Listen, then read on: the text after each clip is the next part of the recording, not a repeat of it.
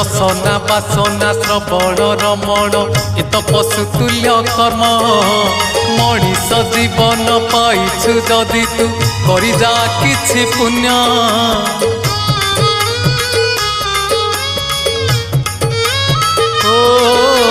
रसना बासना श्रवण रमण ए तो पशुतुल्य कर्म मनीष जीवन पाइछु जदि तू करि जा किछि पुण्य एई माटी देह बहुड़ा गाई जोठू आसीछि जीव पड़ेई एई माटी देह बहुड़ा गाई जोठू आसीछि जीव पड़ेई तो साथी रे जीवेनी केही एक जीवन तो सेई जिए प्रभु नाम धरे नाही